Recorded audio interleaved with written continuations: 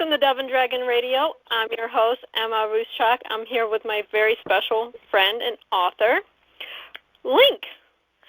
Welcome. Hello, everybody, and thank you for having me on your show. I appreciate this opportunity.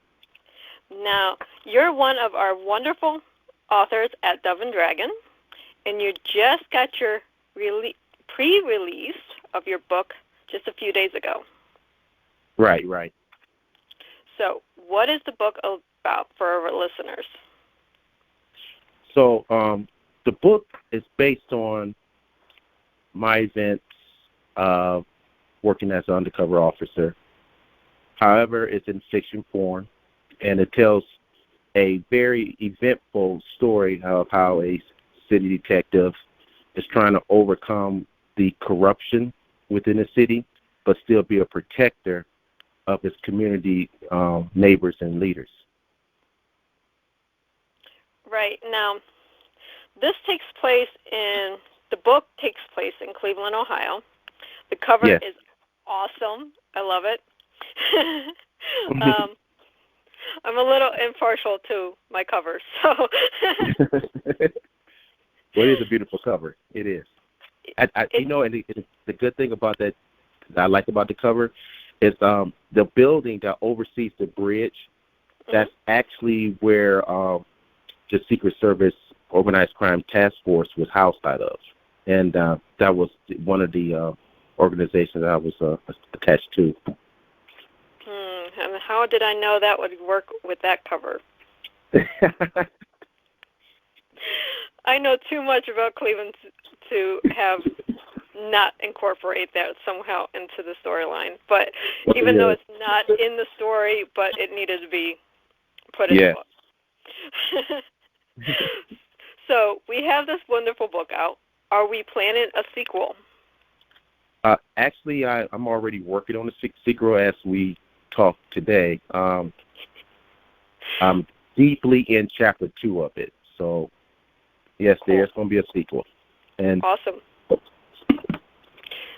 See, the best thing about this whole pandemic, we have a little bit more time to write a little bit. I mean, not so much you, because I believe you're an essential worker.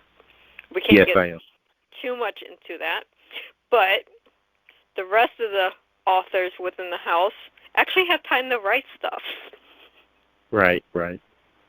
So, but we do appreciate our essential workers right now. So.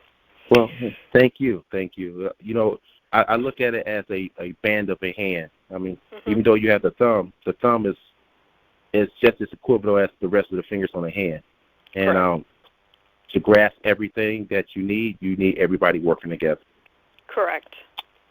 And that's a big thing with our society right now. It's great to see so many people working together right now. Yes. So we have this wonderful book. Now, I can't get into too much detail without giving away the storyline. Right. We have a sequel. So what's your favorite character in the book? I'm kind of like you, partial to Jordan is my favorite character. Okay. And I chose him because he's like that sum. When I was talking about the band of a hand, he's like that sum that everybody's around, and he's, even though he don't think he's that leader, he is directing integral parts and people of the investigation. Yeah, those are the unsung heroes in our books, is the ones that are working behind the scenes to pull everything together. Right. It may not be the main character, but without these smaller characters that are in the background actually pulling the strings, you wouldn't have the storyline.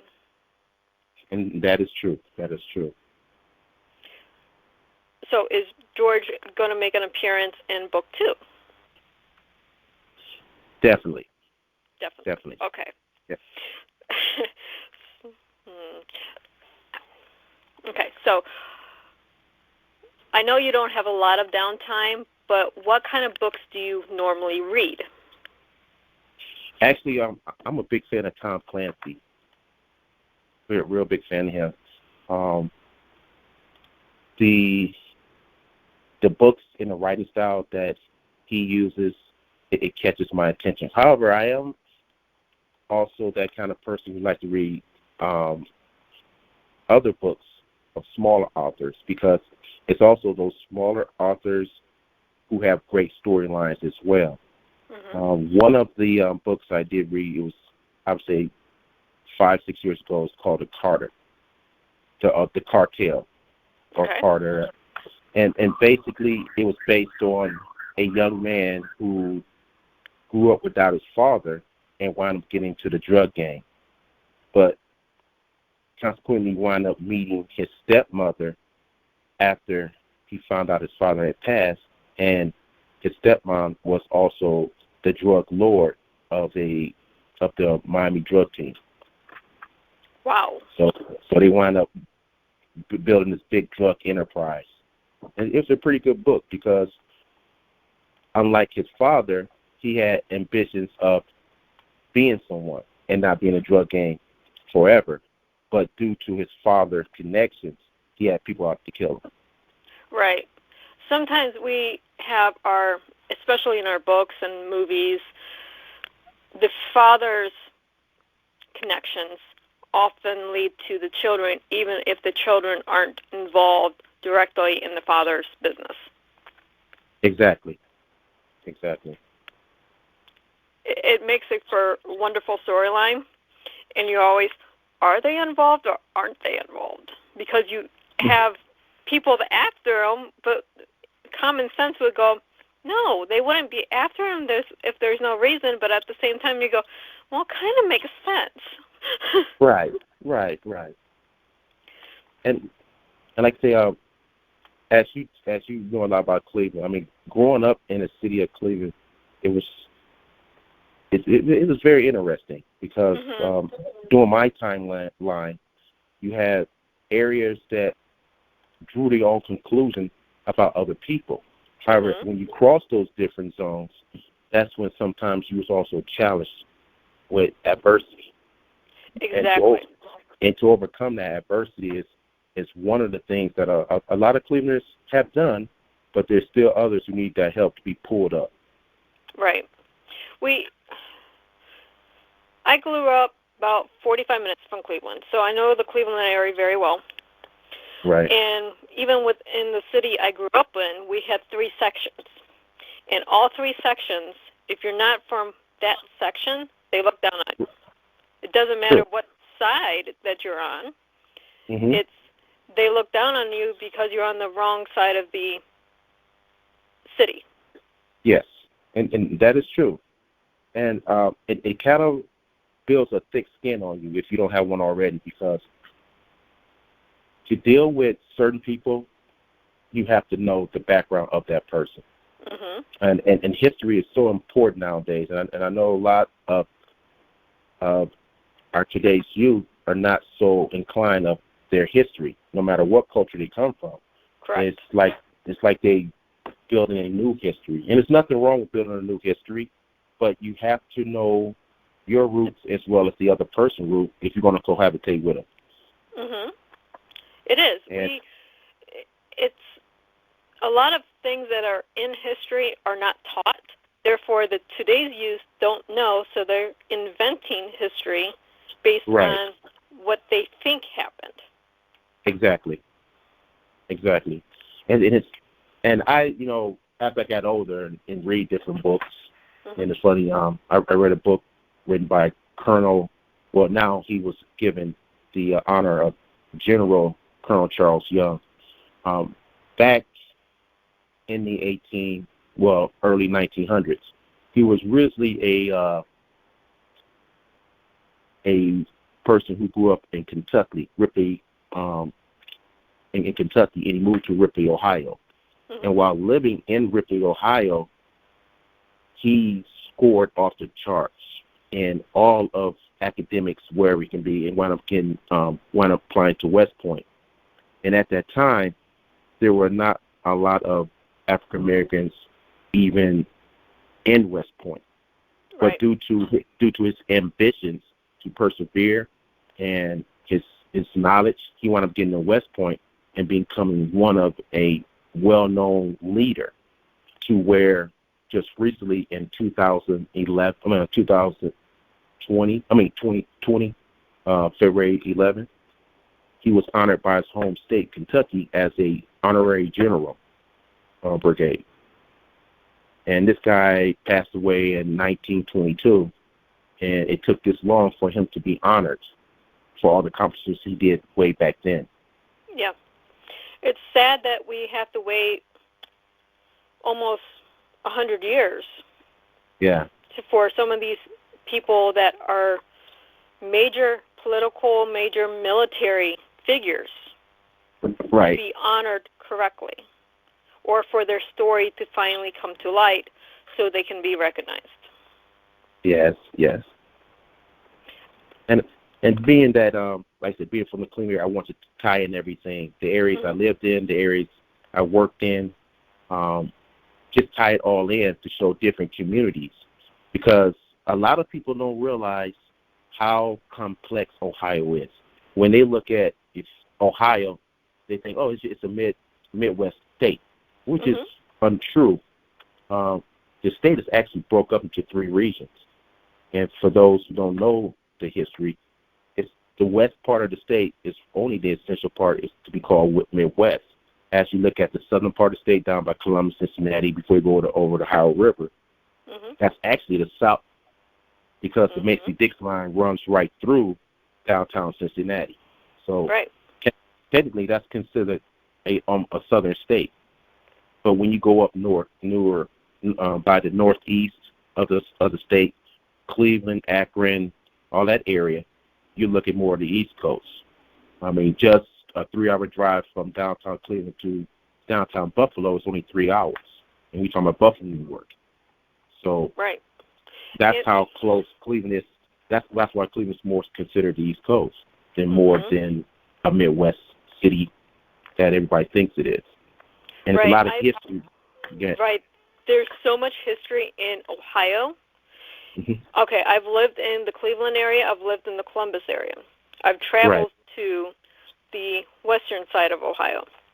Being in all those sections of Ohio, even how people treat you, recognize or resonate with different sections of the country. It's so weird. If you just go 3 hours anyway, you have a different aspect from how people treat you. Yeah. Even the dialect is different. I mean, living in one state, you think everybody has the same dialect. Northern Ohio's speak different from Southern. I mean, the dialect in Dayton, Cincinnati, Columbus area is a true Southern dialect. As you go up north, you hear that East Coast dialect. You go on the west part of the state, you hear the dialect from that area. It's very complex, as you said.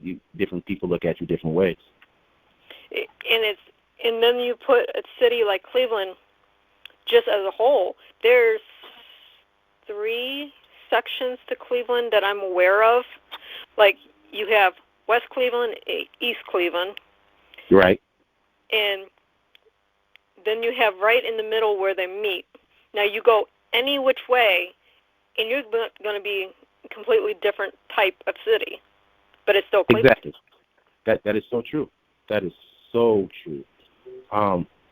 Just like you said, the east part of Cleveland is totally different than how the west part of Cleveland interacts. And then, like you said, you start hitting the little south side of Cleveland is different from there. The history within that city itself, man, it's a lot. It's a lot. Like I say, the police department. A lot of people may not know. Elliot Ness, former Secret Service agent, was one of the original chiefs of Cleveland Police Department. When he left Secret Service, he went and became the chief of police of Cleveland Police Department. And that brought a lot of uniqueness to Cleveland itself. A lot of laws were created because of Cleveland Police Department. The Terry Pat-Down law, that was created. A lot of people may not know that. Now, there is one little museum I love in Cleveland. A lot of people don't know it's there. It's under a statue. I don't know if it's the police museum or the mob museum, whatever they call it, but it has all the history of the police and the mafia ties and stuff like that from the 1920s. Exactly. And here's a key point to that. Cleveland is where all the big-time mob bosses live. Cleveland in the Youngstown area. Back in the 20s, Youngstown was considered a essential suburb of Cleveland, where all the known mob bosses lived at, and then the other bosses lived in the inner city.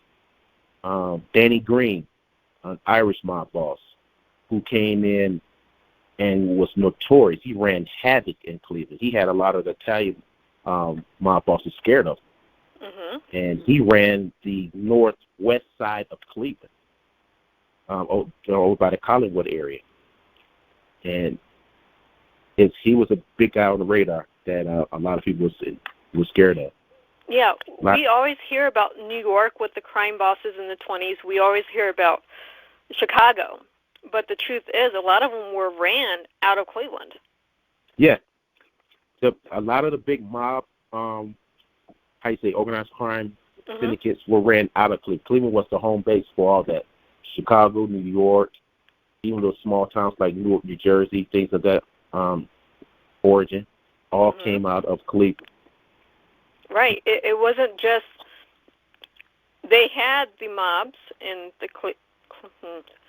Chicago area, but their bosses lived in Cleveland. They were getting orders from Cleveland, Ohio.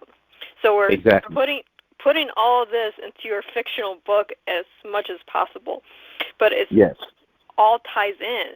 And it's like you have to understand the history, because the history will tell you a little bit more about what's going on. Exactly.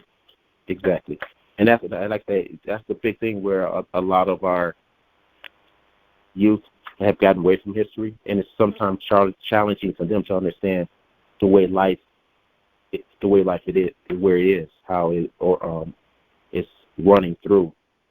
And it takes our older generation to still educate our youth, because it's like I said a while back, it takes a village to raise one child. One child.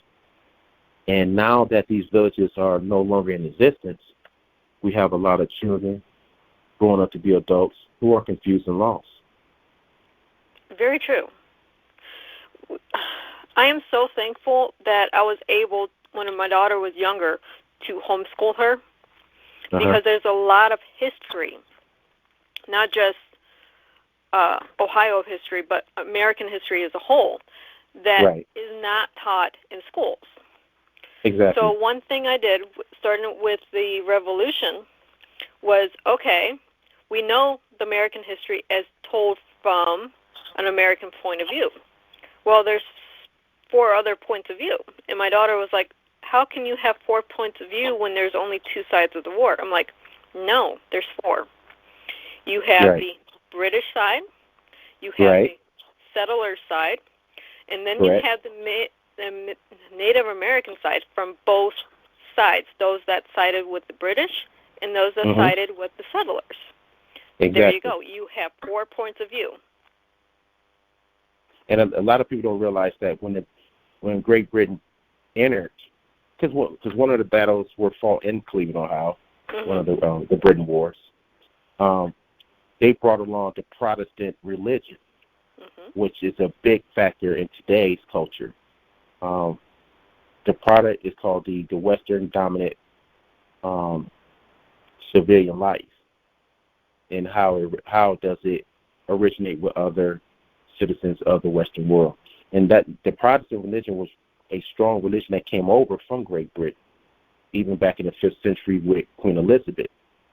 Her view of Protestant religion was so strong that her sister had her jailed in the Tower because she wanted the cathedral side of religion to be in Great Britain. So for a short moment of time, she took over the reins and had her sister in prison. But Queen Elizabeth once again got out of custody and brought the reins of Protestant religion back up, which came over to the Western world, which is now the United States. Mm-hmm. See, there's a whole lot of intricate details within our history that if you just look at it as a straight line, you lose 50% of your history. Right.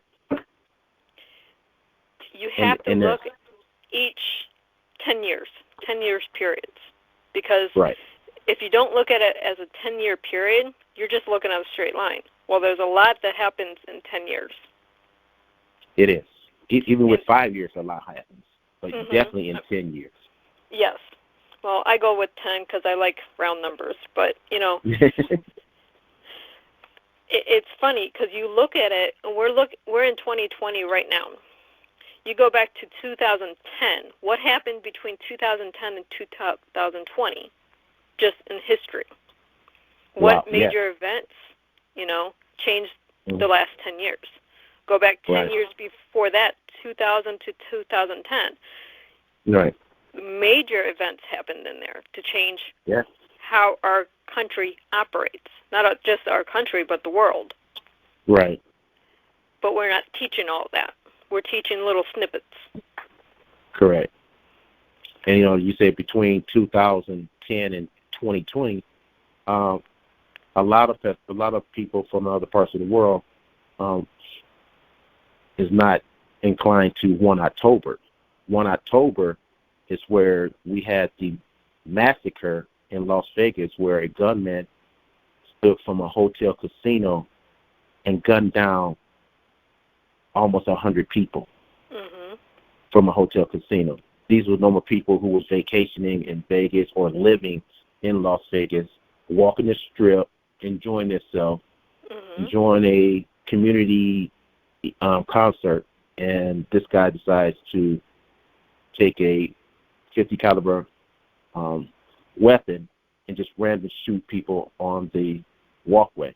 It made the national news, but again, it falls in the background to other people of other regions because they're not in Las Vegas, and to remember every 1st October of that horrific situation, which is pretty much equivalent to the 9/11 situation. If you weren't there, if you didn't have family there, if you didn't live through it, watching it on the news every day, you don't remember it the same way. Right.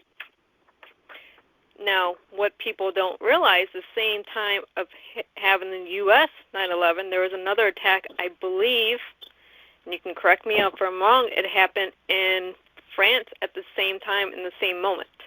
Right, the bombing. It was all at the same time on the same day. But we don't hear about the other, we just hear about the American side. Correct. And like I said, when you had these big events from terrorist individuals, it's always a plan. They don't just hit one area. They hit several areas due to the fact it's called a way of taking away the attention off the main target. So by having all these going on, who's to know that those that died in France wasn't more significant to those who died in 9/11? Right. Because there are reasons for these events to take place. Like, I can't remember exactly what date, when the plane went down over in Bermuda, and it's like, oh, that plane just went down like that. And then I was talking to a couple of individuals, and I say, you always want to check who's on the manifest. And that can always say why a lot of times that plane went down. Because certain people are targeted while others are considered collateral damage in the event as it happens. Exactly.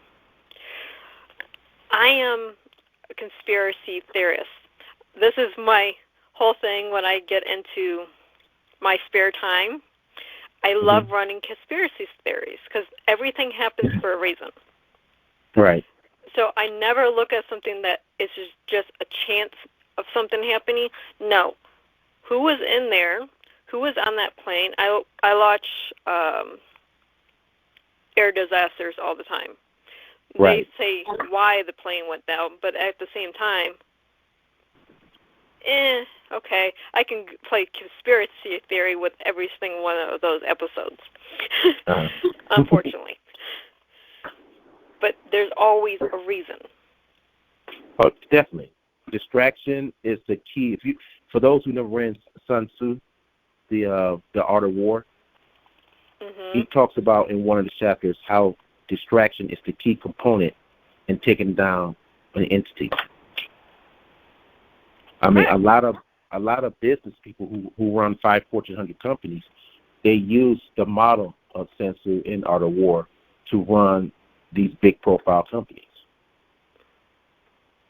Exactly. So, you don't show everyone what they're doing at one time. Exactly. I love the Art of War. It teaches you so much, and then you apply it to the business realm. You can put it to your personal life. You can actually use it to look at things in the world differently. Correct. It almost reminded me of that time when I was a kid in Cleveland, and I was riding the bus line. It's just the 19th, and that bus line runs from the 131 area of Miles and 131st Street downtown. And I remember going to one of the Cleveland Browns football games. So as I'm sitting on the bus, I see this one guy get on, and he had these 3 shells, cups, and a little platform. And then another guy gets on, about 3 or 4 stops down the road. So he's running this shell game. It's called 3-card Molly. And he's gathering everybody around and saying, hey, guess where the pebble is under the shell, under the eggshell. So he's running it, and it's causing distraction. He got this other guy sitting there, I don't believe this game is this, and I don't believe it's that. He's causing distraction because the actual person who's really watching the game is trying to figure out where the pebble is. But he has this other guy on the other side chirping in his ear, and it's causing an audio distraction that he can't really physically focus with his eyes where the pebble is. And in the event of him placing a $20 bill on the board to try to guess where it's at, he loses every time. Now, at that time, I'm looking at the whole game from afar. So as a kid, I'm sitting back. And after probably, I say, 8 people participated in this game, the last stop before downtown, I see these 2 guys get off on the bus together. And I'm like, wow. Here was this guy causing distraction, never played. But at the end, they both get off this bus together, a stop before I'm about to get off, and they walk together wherever it's going. So that goes back to even as something as simple as a 3-mile game that's played on the bus, people run distractions to focus, to take away from their main point of view. A lot of times, unless you sit back and watch all your plays, I love sitting in a busy area, like going to the mall when it's open and just watching people. Right. Because you see so much how they interact, and you can see a person's nature by how they interact with other people. Correct. And you sit back, you don't interact yourself, you're just a bystander, a watcher, but you watch everything. And you can learn so much more than just sitting there and doing, going about your day. That's true. And that was one of my key points as a law enforcement officer back in the day, is to sit back and watch. It goes back to that story, the 2 bulls sitting on top of a hill watching a herd of female cows below them. And the son bull was always saying, hey, Dad, let's go chase one of those cows. Let's run down and chase the cow. And he kept telling him, no, just sit back and watch. And every 5 minutes, his son kept saying, Dad, let's run down there and chase one of them cows, the male bull. So finally, the father just looked at him and calmed his son's attention and said, look, let's walk down there and get the one we want. Mm-hmm. Instead of running down there and scaring the crowd to herd away, you walk down there in shadow of plain view and get the person you want. And that's a lot of things. That's how a lot of covert investigations go. It's conducted in plain sight, but in a shadow technique. Yeah. And a lot of your smart criminal enterprise personnel, they do it the same way. I mean, back in the day, you had rules. The police had rules. The criminals had rules. And now, in today's world, the rules are thrown out the door. That's why you have so much chaos and senseless events that are occurring right now. Right. The rules just went out the window within the last 15 years. Yeah. Like seriously, all the rules that used to apply to both the criminals used to have their own code of conduct. I don't know where that one went to years ago. And then the police have their own code of conduct. Right. And civilians that didn't play on either side had their own code of conduct. Now it all blends together and gets so muddy that you can't even tell who's the good guys and who's the bad guys sometimes. No. And it takes a chameleon to adapt to those three intricate parts, to use those type of origins to do what he or she would like to do. Mm-hmm. Back in the day, you would never hear of a female running a large enterprise. But in today's world, a lot of them are running criminal enterprises. Yeah. A lot of them. And the book will show a small percentage of how those things are originated as well, and in certain aspects, how things will come about.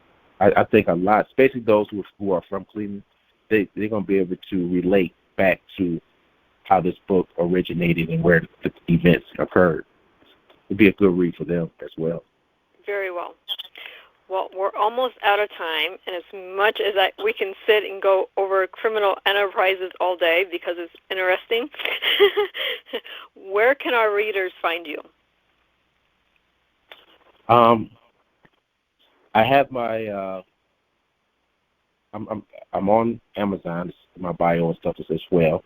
The book itself will be coming out June 16th in Barnes & Noble stores. You can pre-order it. Ebook is now on Amazon. And just follow me on different tweets that you may see that may come up on social media. Yeah, we have to get your social media under your author link instead of your true name, which we won't disclose. Right. But we do need to get those social media sites up, so we will have author link as Twitter and Instagram and Facebook, so you can follow them there. True. So I mean, being old school myself, I always stayed away from social media. So yeah, I know social media is a necessary evil these days, unfortunately. Yeah.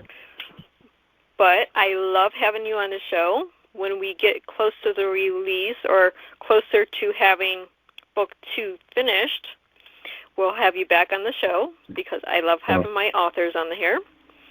Well, thank you. You're welcome. And we'll talk to you later. All right. And again, everyone, please adhere to the book coming out. It's going to be a great read for everyone. So take the time, get the book, and truly share it to others who may not be aware of my book being coming out. Of course. And also, ebook is available through Dove and Dragon right now for beta readers or for reviewers. So bloggers, reviewers, betas, get a hold of me. And happy reading. All right. Thank you for having me. Have a good day. You too.